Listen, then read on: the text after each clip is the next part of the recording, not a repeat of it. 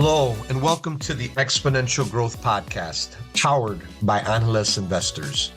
I'm your host, David Olivencia, co-founder of Angeles Investors, and a passionate advocate for leveraging innovation and technology to drive success.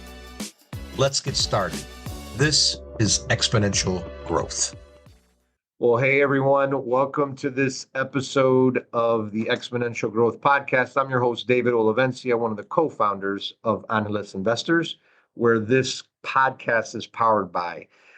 Today, I have the honor and distinct privilege to have a dear friend, almost 2 decades. I've known this amazing leader, amazing career at some of the world's leading and largest technology companies, PeopleSoft, Oracle, PwC, and now a managing director of technology innovation for Latin America and Caribbean at Amazon and Amazon Web Services, one of probably the largest technology company in the world, driving so much change. It's an honor to have you with us today, Juan Carlos Gutierrez. Juan, how are you doing? Very good, David. Thank you so much. It's always great to see you, and super happy to have this conversation with you. So doing great. Excellent. Well, what a cool background too, by the way. So I think that's what the Amazon headquarters background or whatever. What is That's we call it the spheres, which is in Seattle, and basically has like a micro forest inside the sphere. So it's an amazing place. So next time that you are in Seattle, so come and visit, okay? Yeah, no, I think I've been there once. It is pretty amazing. And they're sphere. I mean, they're like round thing on the outside. They're really cool, great building, and really a driver of the economy in Seattle. That whole area, Amazon's been great. So Juan, if you can, maybe give the listeners here a little bit of your background. You have an amazing story, very international story. Would love just give our listeners a little bit on your story. Absolutely. So you mentioned already some of the companies that I am being privileged to build my career on. Oracle, PeopleSoft, PwC, and now with AWS with Amazon. So it's been a 30 years plus, career. So always in technology, consulting, business consulting, where I had the opportunity to be a leader, and lead people, which is one of the areas that I really like the most. So technology, I love it, but people and being involved with people is a great pleasure. I'm by formation, I'm a computer science engineer. I have a master in telecommunications and also one in leadership, which is the part that I mentioned that I like with people and leading people. Let's say origins, I'm an Spaniard by blood. So my family is from the Canary Islands, from Spain. I'm Venezuelan by luck. That's where I was born and I grew up. And I'm American by choice. So that's where I've been living for the last almost 28 years, so in the States. So I have the 3 nationalities that gets me a little bit of a melting pot between, European, American, and, Latin American. And that actually helps me to see different angles and different cultures and having empathy for, for others. So it has been a blessing to have this possibility. In addition, I will say in my career, David, I also passionate serving nonprofits like Angeles, High Tech, and Cristo Rey, also high school. That's where I've been also helping and serving recently in the board. And married also on the personal side, married for 28 years. With 3 children, 24, 22, and 12, 3 boys. And I've been living in South Florida since 2000, so 24 years as a Floridian. So that's pretty much my career and background in a nutshell, David. So, and then as part of that, I know a lot of your roles running Latin America, just how many frequent flyer miles you have, how many trips to Latin America, just give our listeners a sense of how often you've traveled and how often you've seen the world. A lot, a lot. So I will say, in terms of numbers of miles, only with American Airlines, which is my preferred airline because of Latin America, is 4 million miles. So I'm a 4 million miler with American. And when you add the other, two, Delta, United is another million. So I'm between every airline is 5 million, which is a lot of nights. I did some numbers in the past, and if I remember well, all those miles is like going to the moon back and forward 20 times. Hey, you can get one of the Elon Musk rocket and get there, pretty quick now. But wow, that's a lot. That's a lot, Juan. And I think the great thing about travel is you can see this amazing world, all the great things, all the different cultures, and and there's a lot. I mean, I'm about 2 million, and I can only imagine. It's been blessed, and fortunate, but man, 5 million is a whole nother game. Well, excellent. So Juan, so the this is Exponential Growth podcast. We like to talk about the trends that are driving exponential growth. How do you best position yourself for investment, and how do you best lead? But you've been in so many technology companies, and you're with really a world leader in technology in AWS, Amazon Web Services, Amazon in itself, and how they use technology. So you get a lot of view, and obviously you travel so much, you've seen a lot. You get a lot of views, and you've been around technology companies implementing. What do you see are the top two, three technologies that are going to impact our listeners, the way they live, work, and play over the next, whatever, 10, 15 years? So yeah, for sure. As you mentioned, traveling around the world gave me the possibility to be close to customers and governments and get firsthand directions, comments, they're thinking. And what I found is, of course, cloud is one of those technologies that is going to continue growing. In cloud, not because I'm working in probably the top cloud company, is because I'm getting that from the customers firsthand. And what happened with cloud is that in what it is possible to do with cloud, and having every business, every startup, every government to be in the cloud, we are just less than 20% of the possible market.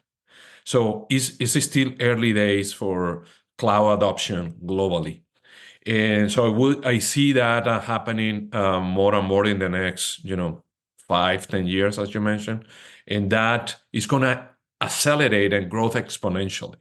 So it's not a linear growth; it's exponential. So, and why is that? Because the return of investment with data, with compute that you receive with cloud technologies, makes you innovate faster and grow your business faster. So that's why you see companies around the world like Netflix that is capable to grow quickly and having content available globally. Or in Latam, for example, we have fintechs like a Nubank, which is now the first fintech globally that started in Brazil, and because of cloud is able to grow and be present globally. So cloud for sure is one area.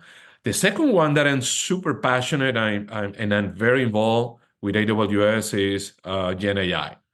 So Gen AI, it is transformational. So it's not one of those buzzwords that we may had in the past, like 3D printing, for example. Everybody was excited about 3D printing. Well, it's not necessarily changing the world. And many other technologies in the past that they come great, but they don't evolve exponentially. But Gen AI is evolving exponentially. So, and Gen AI is gonna be as transformational as internet.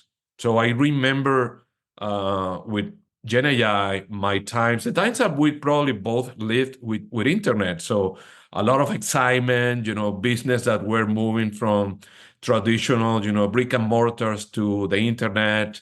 And by the way, that's how Amazon started. And I had the opportunity to be an early customer of Amazon even, I didn't imagine that I was going to work for this company. But in 1997, I had the opportunity to start buying books, 1997, buying books through Amazon. I was living in Puerto Rico, by the way, David. And the best way to get books in Puerto Rico, 1997, was buying the books in Amazon and getting those books to your office using the postal service. It was amazing for me. Fast, the book that you wanted, personalized. So that was the beauty of internet in the 90s. But people didn't know in the 90s what was the impact. It was, the browser, databases, I remember the network computers. Everybody was saying, network computers are the ones that are going to transform internet. Not really. So internet was many, many things, right? And today when we see, backwards from where we are today, internet is involving education, in government, in our day-to-day life, in our cell phones. So we have in our smartphones internet doing everything, right? So Gen AI is in that stage. It's hard to imagine the impact of what Gen AI is going to be doing, but for sure it's going to impact everything in our life, the way we educate ourselves, our children, the way that we're going to be buying products, asking open questions like recommendations. Today you can go to Amazon, there is an app, a functionality that is called Rufus, and you can have open questions like, Rufus, what do you recommend me to buy for this weekend? And it's going to be open based on your preferences, what is happening, and that is working today. But that's a little bit of the tip of the iceberg, David. So that's the technology, to your question, that I do see exponentially growing and impacting, governments, education, startups. So as again, as internet was doing back in the 90s. Well, and then you look at you're saying, hey, if you're out there looking at trends, the listeners, cloud, right? So think of just all these things that are happening in the cloud. Think about your iCloud, think about apps, think about all these different storage clouds that are just going to continue to grow. And then you're saying, look, and then if you look back, the internet was the enabler to cloud. You can argue cloud is a bit of the enabler for what's happening with AI. And when you look back at what the internet was, how simple it was 20 years ago, just simply ordering a book, but now what it's all enabled, you've got a bigger thing and would you agree, a faster growth curve of what what AI is doing? So within Amazon, when you think about artificial intelligence and cloud, right? Global leader, if not the global leader, in these two disruptive, exponentially growing technology areas. What else do you see, and what insights do you have? How are maybe some of your customers using this stuff? And I know you mentioned Netflix, you mentioned Nubank, but what are some other innovative things that you see coming in this space that you can share? I'm sure there might be things you can share. Absolutely.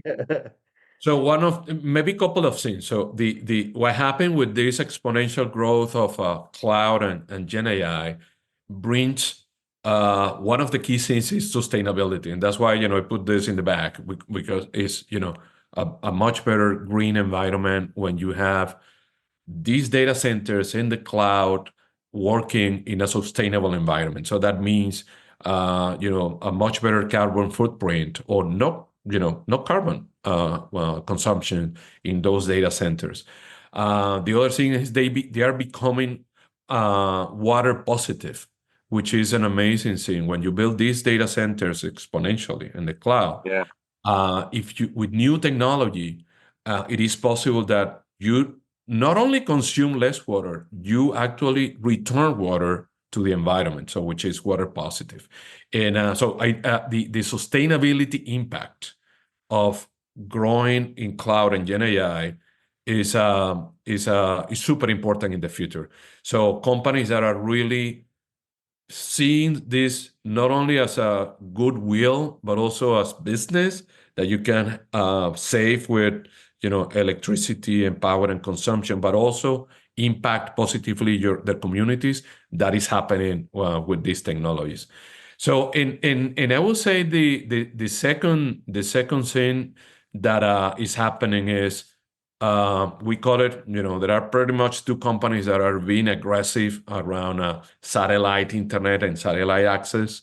Amazon is one of them, and Amazon has a vision through a project that is called Kuiper. And this project is to provide satellite internet through low orbit satellites that will bring the possibility to really have it. This is a promise for many, many years ago, but it's really to provide access to locations they are remote, or they have low income, or that has been very hard to be connected. And especially in Latin America, I will tell you that Latin America is still, behind of internet access versus other economies. And with this type of technology, you can bring education, health, and of course, access to commerce in a faster way. Again, going to an exponential growth. So that is happening too. Maximize the access to these technologies through satellites. And probably a third one that I will say is coming is the implication of now industries that are using these technologies, like fintech, which is financial services. It's probably the number one industry that is using cloud and AI and Gen AI. And as an industry, this means to provide access to finance in a faster way to populations that today they are restricted because of the traditional way of getting, loans and cards. And that is going to have a major impact in Latin America in particular. So those three, I think, are going to impact our future in the next 10 years. Got it. And when you think about, so now, with that as the backdrop, AI, cloud, call in it connectivity, right? That's the other part of it. I mean, we're gonna continue to get better, connectivity, which will enable more people to do more things and take advantage of all these great technologies. Where you had, people in rural or poor countries, the cost is going to go down too, right? So you're going to get to see people in places where they had, maybe poorer areas, right? They're going to be able to compete with everybody else, which is a great thing. How do you, now investing, right? So now, you got this as a backdrop, all these things going on. How do you look at investing and even taking a step back? I mean, I was you talk about the 1990s, the early investor in Amazon. And I was going to go to Chat GPT and just ask, like, if somebody invested, like, let me just do this real quick. If somebody invested $10,000 in Amazon, and what year should I put? 1998, 1997? Yeah, we were public. We became public in 1997. So put 1997. That's when we became public. In Amazon in 1997, how much would it be worth today? If you invested 10,000 Amazon in 1997, how much would it be worth today? And it's thinking, I wish sometimes they would, I think too many people are using it right now. Yeah. You should use others, not only ChatGPT. Try Perplexity. That's a good one. So no, it did come out. It did come out. It said if you had invested 10,000 in Amazon in its IPO in 1997, how much? Take a guess, Juan. How much do you think it would be? Just a guess. Wow. I haven't done that math, but at 10,000, let's say 100 million. 27 million, which is like an amazing return, though, right? 10,000 in 1997 to be worth 27 million today. Amazing. But you think about, like, all the curves that technology curves that have made that an investment made, right? Books, retail, the recommendation, right? Think about, like, all the intelligence. Oh, you bought this book, you should buy this. Oh, you bought this book. Hey, you might want to try these shoes or whatever. Like all the referral and all the business intelligence, that tech that really helped it. Then the cloud with the, it'd be fascinating if, even like the story of how how they really invented cloud the cloud computing, right? I mean, it's an amazing story. But Amazon has done an amazing job of over the years learning, pivoting, testing, failing, right? There's some failures Yep. and then growing, but they've rode exponential curves. So when you think about investing in exponential curves, what do you how are you thinking about it? What do you think about investing? Maybe not specific recommendations. Obviously, I can recommend Amazon stock, but you Yeah. probably can't, but I can't. But no, what do you think about how people should think about investing in these times?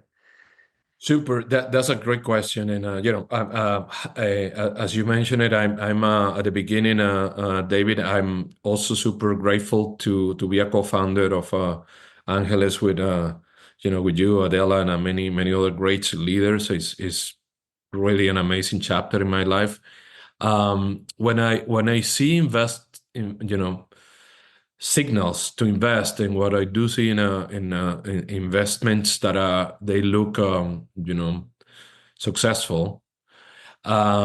There is technology as the ones that we are mentioning, right? So these great technologies that can grow, with multiple users, like the Netflix, the Nubanks, and Fintechs that have the capability to be, in immediately globally available, right?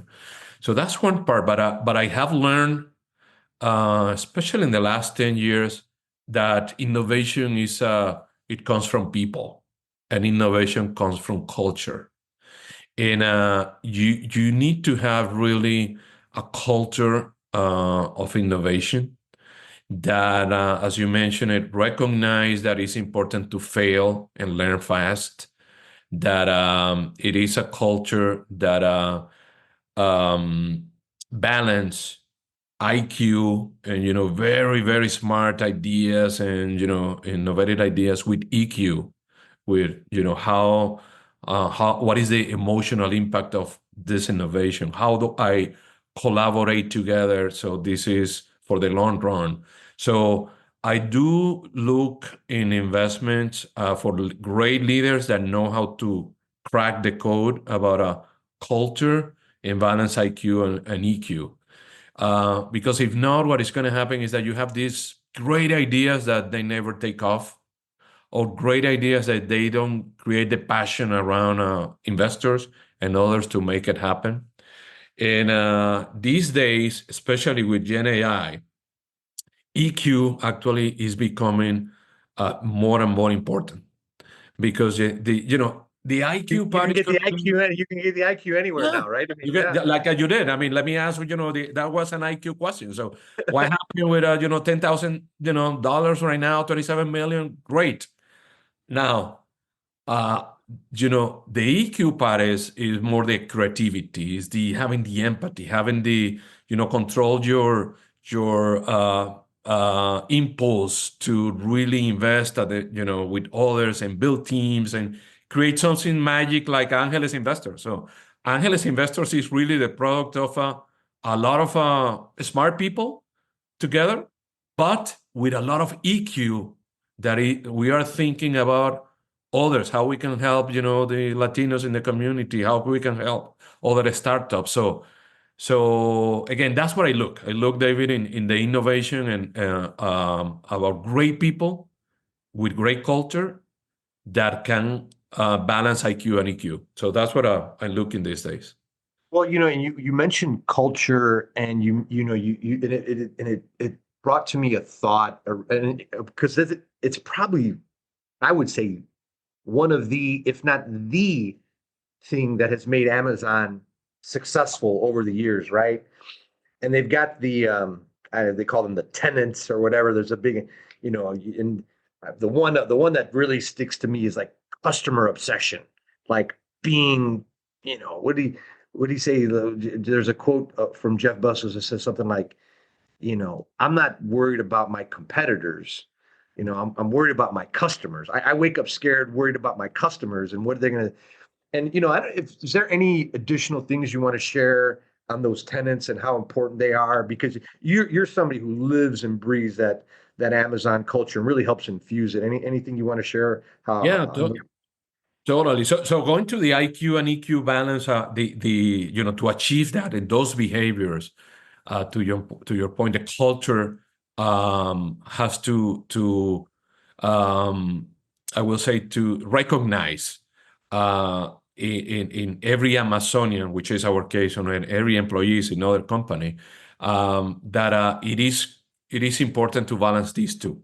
And the way we do it is with leadership principles. In Amazon, we have the leadership principles. We have our mission, that is to be the most uh, customer obsessed company on earth, and then customer centricity comes from that mission, and also independent of the technology, the services, doesn't matter. So we don't say that in our mission, right?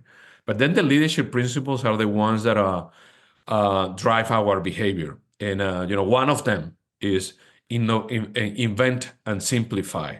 The most important is the one that you mentioned, customer obsession, which means that we are never happy with, and comfortable with a customer results. We are obsessed that customers should be doing better, and that obsession make us actually uncomfortable that a customer can move from your company to another company just with a click.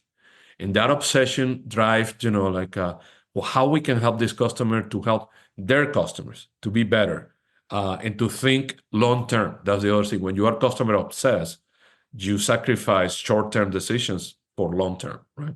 So, but that's the core. But the one I like two that I probably can mention here, invent and simplify, which is everybody in Amazon, everybody in AWS is being called to innovate. So, and that is the invent and simplify. Is that behavior that every time you should be looking for new things, and when you look for innovation and simplification at the same time, that calls and wakes you up to do better continuously on behalf of your customers. So always the innovation is on behalf of your customers. But the point with the way we think in Amazon, and I personally think is a click, is that innovation is not a responsibility of the innovation group, R&D, top managers. No, the CEO is the one that innovates and we execute. No, innovation is a responsibility of everybody. And that could go with simple things like how I can make a report better, right? How can I make this process, faster? That is a simple innovation, and it's up to everybody to do that continuously. And the other one that I always like is learn and be curious. And why is that important? Because I don't think we never finish learning. As human beings, we have to always learn. The things that we learn today maybe are totally different than the ones that we learned in high school or in college. How many things we knew? I mean, we were taught in college that today are different, right? Totally different, and it goes for physics that we think it in one way and now it's different, right? So learn and be curious has to be a way of living for me, and it goes related to connecting that to the question about what I look from companies and investors is companies that prioritize learning continuously and leaders that prioritize learning continuously. That has been the secret sauce also of Amazon, learning, failing. Jeff Bezos always said that innovation and failure are twins. They come together. So you cannot expect new things if you don't fail. And we have failed, many times, like, with we have our own fire fund, maybe. Yeah. I was just thinking about that one. That's right. Yeah. And you can't be afraid to fail. I mean, but it's not easy to create a culture like that. And people sometimes have a reputation that they want to protect, right? And you got to be, it's not easy to create a culture like that, right? No, you have to be intentional to keep it. Especially when you grow at the speed that we have been growing. How you keep the culture with growing so fast? And I think that has been also a success of Amazon. And you know where it goes? Going again to people, we hire people and develop people based on the culture from the beginning. So when we hire people, yeah, IQ again is important, your experience, but you have to have a fit with the culture and you have to value the same leadership principles. And not only blah, blah, blah, you have to behave based on the leadership principles. So when we hire in Amazon, we interview and we have a process that is called, it's a global mechanism has uh, that is the one, it's part of the secret sauce that allow us to hire Amazon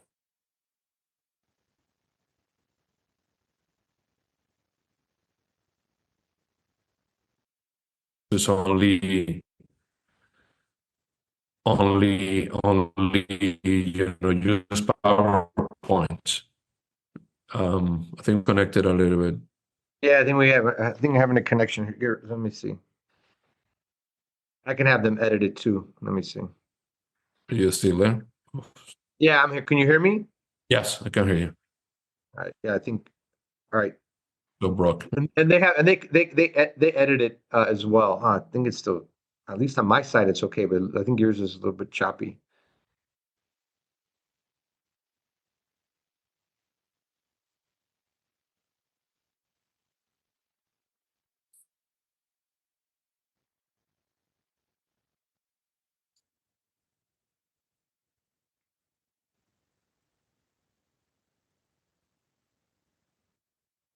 Better now? My, I think so. Yours is a. Still? Yeah, I gotta go like this because sometimes it freezes up. Let me see if it is but is that No, on I my? don't know. It might be. It's likely more on my side than your side. Um, Maybe then start with. It was maybe where. What was the last point you were saying before it got chopped up? Because The we can edit that part out. yeah. So We were talking culture, EQ, IQ. Um, learn and be curious. No, I was talking about learn and yeah, be curious. learn and be curious. You were talking about hiring and what you're looking for Yeah, hiring. hiding, Okay, right. so yeah. So So probably that's what. So one of the let me know when you're recording. Are you recording already? I know I didn't stop because Oh, okay. they'll edit it. Yeah, they'll edit it out. So you start the hiring and Okay. then they'll edit it back in.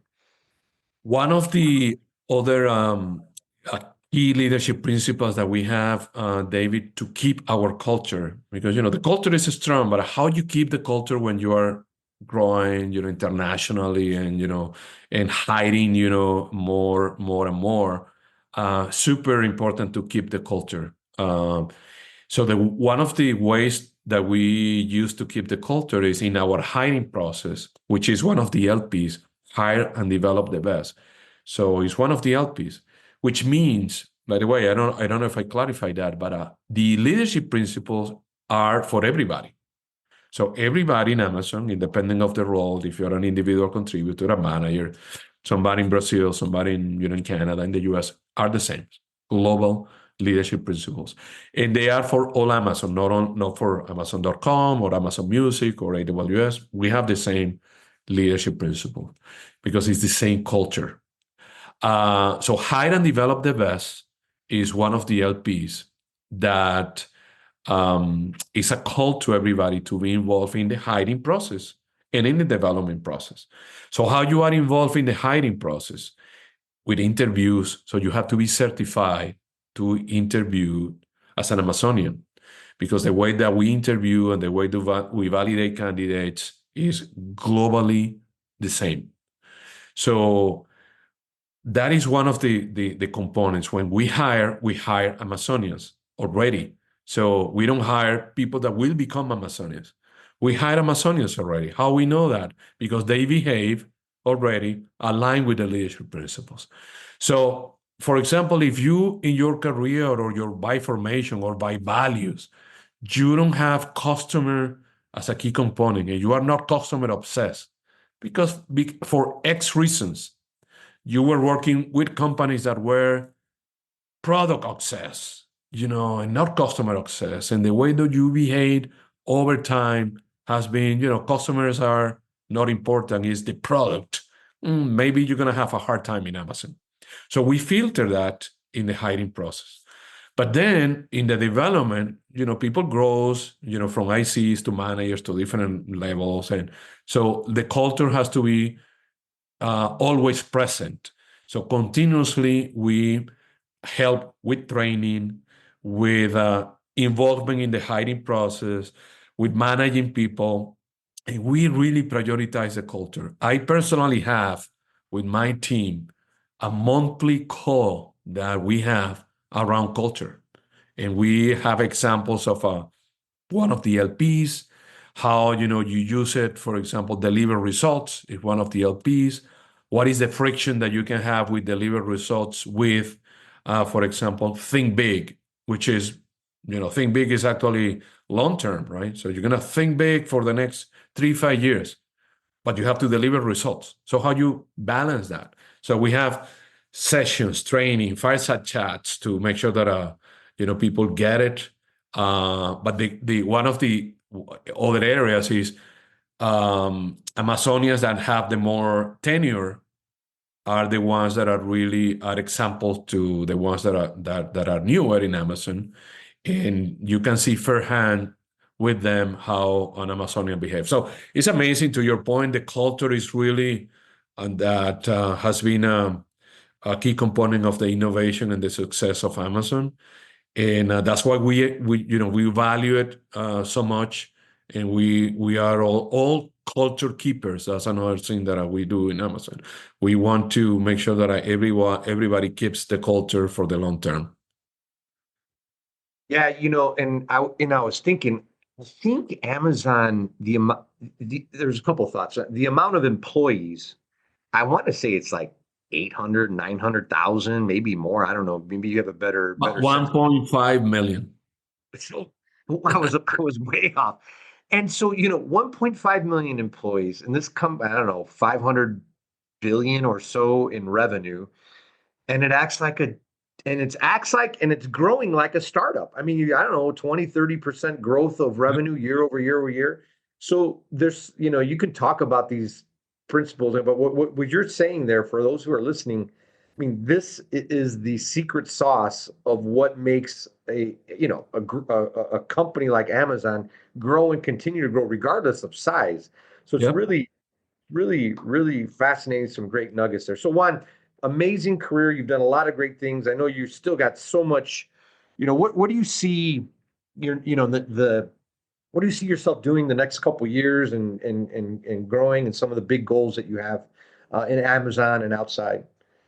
So no, thank you. I'm super passionate with what I'm doing. I mean, super energized. If God allows and my health allows, I probably should be doing this for a long time. Because for me, it's like being in college always. So that feeling that when you are in college, the future is ahead, but you are enjoying college and knowing people and learning. I have that feeling. It's like an always college experience. So it's awesome.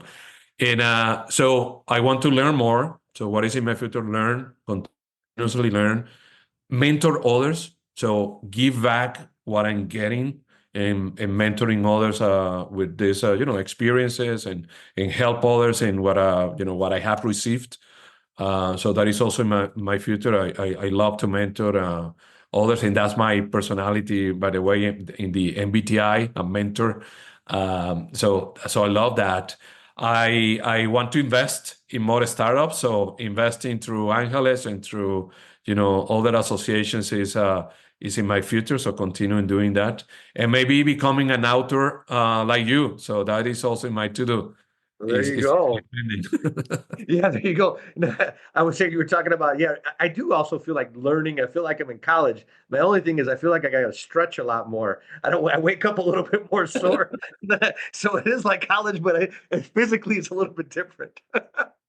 Well, Hey, Gen AI is going to help with medicine too. Something maybe. exciting No, about there's some amazing medicines happening. I know. I get it. I get it. I hope it comes faster. Maybe I just want it to come faster. Um, cool. Wow. Well, hey, thank you. Thank you for your insights there. A lot of great ones. How do people connect with you on social media if they want to follow you and all the great stuff you're doing? Yeah, no, LinkedIn is probably the best place. So I use that I use LinkedIn a lot, and just connect with me through LinkedIn and reach out, and then we can continue the conversation. But LinkedIn will be the first one, David. Great. Well, Juan, thanks for many years of friendship and also joining us on this Exponential Growth podcast and continued success to you, my friend. We'll be in touch. Excellent. Thank you for the opportunity, David, and we'll be in touch. Thank you, All everyone. right. Thanks.